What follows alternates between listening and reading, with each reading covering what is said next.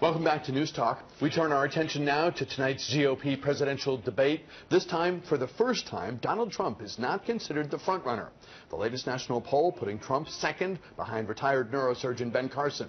We'll go in depth with Professor Stephen Farnsworth in a moment, but first, correspondent Andrew Spencer has a preview. Donald Trump's campaign music used to be the best.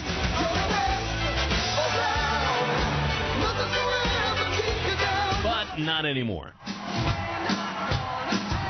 Now, Ben Carson is the champ now. Carson goes into tonight's debate leading Trump in the latest national poll from CBS New York Times, which shows 26% of Republicans prefer Carson for president, while just 22% prefer Trump. That's within the poll's margin of error, but it's still the first time in more than 100 days that somebody else has been on top. First of all, I am a great Christian, and I am. Remember that. And I do well with the evangelicals. But the evangelicals left me down a little bit this last month. I don't know what I did. Carson and Trump will stand center stage during tonight's debate, flanked by Senator Marco Rubio and Jeb Bush. The debate is being hosted by CNBC, presumably bringing economic policy to the forefront and possibly giving an edge to business veterans Trump and Carly Fiorina. Fiorina made very strong showings in both of the previous debates, but she has struggled to turn that into strong poll numbers. The opponents started to attack her record as CEO of Hewlett-Packard, and she didn't absorb those hits too well. So this is an opportunity for her to reintroduce herself again and discuss some things that she knows that she can speak with authority on, but she has to absolutely have another great debate. I'm Andrew Spencer, reporting. All right, so that tees up tonight's big encounter in Boulder, Colorado, a GOP presidential debate on CNBC. And with us now here is Professor Stephen Farnsworth. He's a political science professor at the University of Mary Washington. He is the author, most recently, of The Global President. Welcome back. It's good to have you here. Glad to be here. These are fun events. They are. We go into them hoping there'll be substantive discussion, and as just spectators of politics, we like it when there are moments as well. How much, to what extent is tonight's encounter different because of the movement that we've seen in the polls in recent days? Okay. Well, the first thing to remember is that Donald Trump doesn't like to finish second to anyone. And so I imagine we're going to see an even more aggressive Donald Trump going forward. I don't know if that's possible, but if it's possible, it will be likely. I think that's the big thing to watch for. Trump is losing a bit of the enthusiasm that once propelled his campaign, and he has to get that back pretty quickly, or that slide may continue. I think Carson has gotten very little attention from reporters, despite how well he's done in the polls. He's been pretty consistently second. Now he's first, and I think that we're going to see a much more close scrutiny of Carson. I think some of the other candidates will start asking Carson about some of his more controversial comments.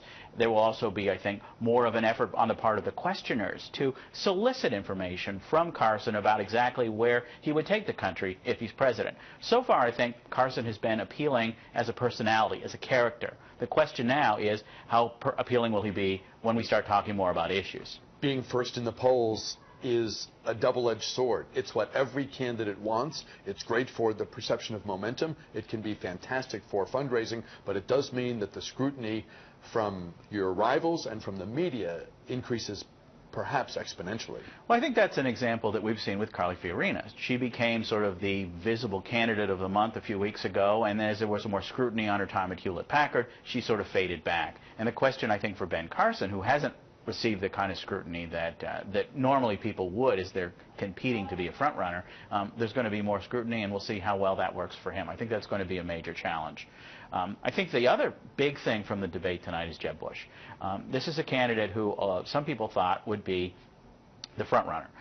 He raised more money than any of the other candidates, but he has lagged pretty consistently in the polls. And you're seeing some frustration among Bush donors. You're seeing some frustration among political backers of Bush that he is not doing better, because a lot of Republicans look at Jeb Bush or Marco Rubio in the alternative as the candidate who could win a general election, whereas Trump is not that candidate in the minds of a lot of Republicans. And Carson is still a question mark because there's not a lot known about him. So I think that the frustration that you see with Bush and with some of the other candidates even further back in the field is really going to generate a lot more attention. I mean, if you are Chris Christie or Rand Paul, the best way you're going to get some attention is to go after the front runners when you do get to talk. Right, exactly. One of those split screen moments that when reporters are trying to reduce and to sort of synthesize a 2-hour, 3-hour event into that 30 seconds, 60 seconds, 90 seconds, whatever it is they're allotted, that you make that cut. Right, because there are only going to be so many candidates talked about tomorrow. They're not going to be all 10 of them on the stage. They're in the conversation tomorrow. They may still be running, but each debate that goes by is one more opportunity to be heard. And if you're not heard, that creates a problem going forward. If you're back in the pack like Paul or Christie or Kasich or some of the others, you really have to make a moment. And if you don't become part of the conversation, you're not going to raise money, you're not going to get a lot of attention. Some of your donors may be tempted to move on to another more compelling candidate. I want to ask you about Donald Trump's recent comment about Ben Carson's religion. When you think about the elections that have taken place in your lifetime and those that you've studied as part of academic research, put in perspective for us what it represents for Donald Trump to say of Ben Carson's religion, I don't know what I'm X and he's Y and I don't know what Y is. Yeah, it's an interesting question to try to make these kind of attacks. Normally, they're not made as publicly as Donald Trump has. When John F. Kennedy became the first Catholic president, there were a lot of questions about whether he would be taking orders from the Vatican. But candidates themselves didn't really make those claims. They were made by surrogates and other people. And in a whispered fashion. And in a whispered fashion. Similarly with Mitt Romney and who was the first Mormon major party nominee, questions about what exactly that was. Now, Carson, who's a Seventh-day Adventist, that's not a religion that a lot of people know, but normally when you make those kinds of aggressive personal attacks about deeply held personal beliefs, there's a great risk of a backlash. But if there's one thing we can say about Donald Trump so far is he's been the backlash that hasn't happened. He's offended candidate after candidate and offended immigrant groups, minority groups, all sorts of things. What was he saying when because he very cleverly covers himself in weasel words. He says, I'm this, and he's that. And I don't know what that is. I mean, I think Donald Trump could afford an encyclopedia, to date myself a bit. I think he probably has a connection to the web, and if he didn't know about any of the world's religions, the information, it's safe to say, is just a couple keystrokes away. So let's take the clothes off, if you will. Let's unpack this a bit. When he's saying, so-and-so is of this religious faith, and I don't know what that is, what's he saying? He's saying he's not one of us. That's the simple message that's being out there. I mean, it may be an issue for evangelical voters who want to see someone whose faith is more consonant with their own, and that's a significant part of the Republican Party, people who are voting evangelical in the primaries and the caucuses. Is it outrageous what he's doing? I think it's problematic, and I think he should be called on it, but it's up to the other candidates to say that this is what the Republican Party stands for or what it doesn't. There's always been a dynamic with respect to evangelical voters where the comments to try to remind people who's on their team and who's not can be said sort of sotto voce, be under the radar. When George W. Bush talked about wonder-working power and terms like that, it's a reminder to evangelicals through their hymns that he was one of them and he understood their language.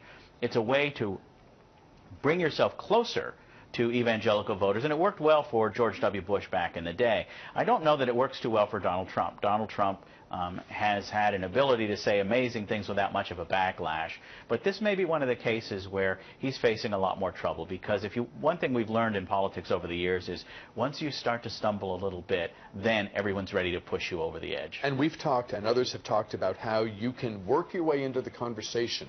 If you're a single-digit candidate and you're fighting unsuccessfully for the most part to get onto into the national dialogue and get into the news and get into the social media trending and all that bit. If you're in single digits and Donald Trump says something like what he said about Ben Carson, and Carson kind of lets it just sort of be there, well, that's an opportunity for John Kasich to take on Donald Trump, sort of confront the bully to his face electronically and say, that's outrageous. You shut up. Let's talk about the issues because there's too much at stake to engage in name calling and bullying. That was an opportunity that all these guys missed when they didn't come to. Not that Ben Carson needs defending, but you know what I mean. There was a way into the conversation that Kasich, Christie, and all these guys missed by not seizing that moment? Well, that moment is still there, so perhaps we'll see it tonight. I think that one of the ways to attack Donald Trump is to argue that he's basically a bully, that he doesn't have the temperament that would be appropriate to be president. And there are a number of Republicans who clearly believe that, including some of them running for president. And so this would be an opportunity for one of the candidates who's a bit back to say that the Republican Party needs to be more inclusive. Jeb could make this argument. Rubio could make this argument. Kasich is another one. But just about anybody who isn't in the spotlight could benefit by making that argument. And so there may be a pile-on with respect to attacks on Trump tonight. That wouldn't surprise me at all. And if there isn't, it speaks volumes. I mean, the country's watching. And if this is allowed to become the new normal, at least for one party, I think that's a thing. Well, absolutely. It's important to remember that the Republicans' main problem in presidential elections has been their inability to reach beyond their base. If you look at the Romney campaign and before that the McCain campaign, they were not very effective in reaching out to Latino voters in particular, but also Asian American voters and other younger voters who are coming into the electorate who are looking with more open-minded eyes than perhaps older voters to think about which party really identifies with their values. And so the Republicans have missed a lot of opportunities to speak to younger people with a more divisive rhetoric. They really turn off people who are more inclined to be supportive of gay marriage or more supportive of an inclusive society than perhaps the Republican rhetoric would suggest. And so young people lose out in terms of their ability to connect with Republicans, and the Republican Party loses out because once you lose a 20-something voter, you've lost them for life. And so I think the Republican Party has to appreciate the magnitude of needing to be more inclusive to win national elections. Obviously, you can win gerrymandered districts with more divisive rhetoric, but when you talk about being president... Yeah, see the House of Representatives. Right. President Bush 41 called a meeting in Houston of people from the family, a family meeting with a lot of the Jeb Bush brain trust. There's a sense that we're approaching a pivotal moment for him. How important? I don't want to overstate, but we don't want to understate either. What's at stake for Jeb Bush tonight, given the hopes and expectations that many had and his failure so far to deliver? Yeah, I think that the Jeb Bush campaign has really been a campaign of frustration. In many ways, Jeb Bush is more experienced than George W. Bush was when he ran for president. In many ways, he can make the case that he had a lot more policy success, a lot more of a policy agenda that connected with voters than George W. Bush did. I think George W. Bush in 2000 mainly campaigned as a likable guy. And Jeb Bush must be very frustrated indeed that he is having to work so much harder than his brother did to get the nomination. If you think back to 2000, really there was only the John McCain campaign that was much of a threat to George W. Bush, and even then it wasn't all that much of a threat. And so when Jeb Bush is looking at this environment, with 8 years as governor of Florida, successful elections, he must be very frustrated indeed. But the reality is that Bush's frustration isn't the issue. The issue is what the donors are going to do, what the supporters are going to do. There's a great concern among a lot of Republicans who would be inclined to support Bush or who support him now that Trump would be a disaster for the party. And so if Bush can't beat Trump, well then, who in that sort of more moderate, experienced Republican field can beat Trump? And so there's no doubt about it.